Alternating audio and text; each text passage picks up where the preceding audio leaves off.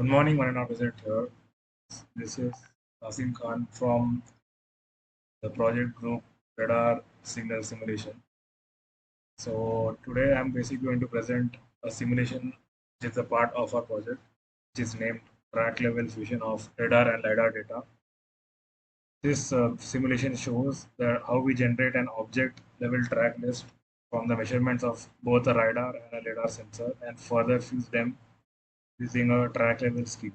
We process the radar using a extended object tracker and the LiDAR measurement using JPDA trackers. Then we further fuse these tracks using a track level fusion algorithm.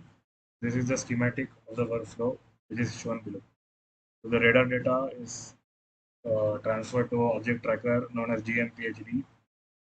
They make 2D rectangular tracks. Then for the 3D LiDAR data is basically a point cloud data in three coordinates x, y, z.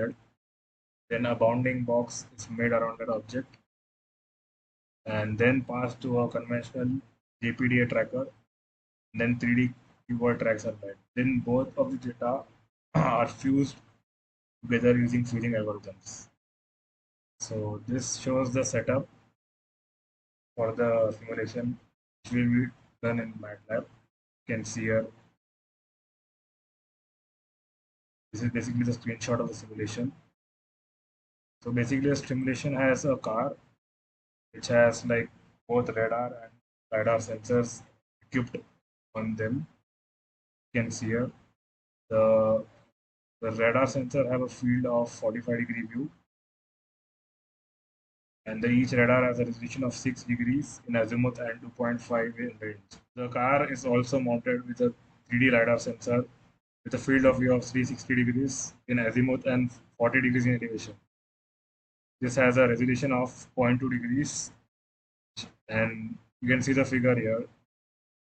The figure shows a car, and on the right hand side it shows the sensor range. Now this is the radar tracking algorithm. This is all written here. This uses GNN, Global Nearest Neighbor, and JPDA, Joint Thoracic Data Association, which I have already explained.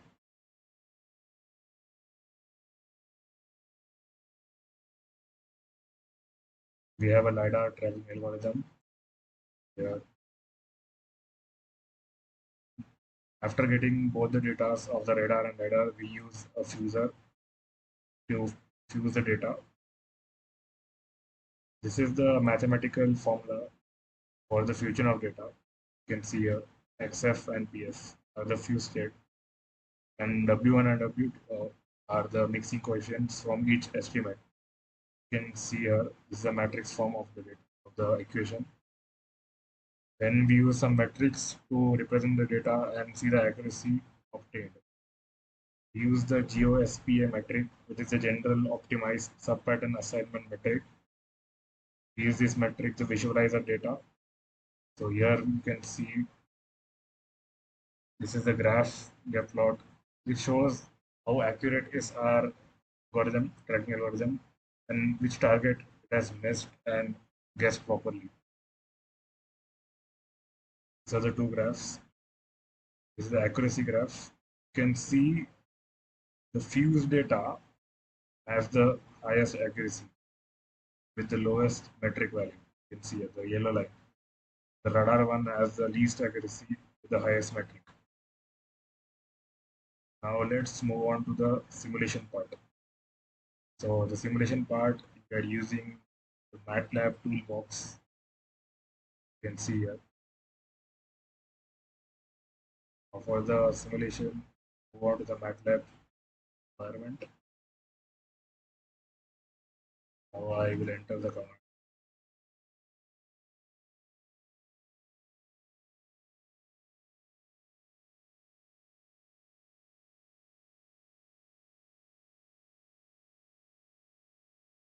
Now yeah, you can see the simulation here. Now basically, this is the simulation here. Now the simulation is starting up. Just go to now you can see this is the ego car. the purple one, the left top corner. This is the Ego car, which is having sensors on both rear and front. You can see two cars behind, cars forward. Now they will pass by the car, see how well it detects the cars and makes bounding boxes on them. See, we have two windows, one for LiDAR, one for radar. Radar is detecting 2D points. See, the LiDAR is detecting 3D points and making a bounding box. You can see. So this is the overall simulation, the fusion. You can see here. Now the cars have passed by. The simulation will then stop after all the cars have passed. All the code has been written, explained in the report summary of our project. This is the simulation,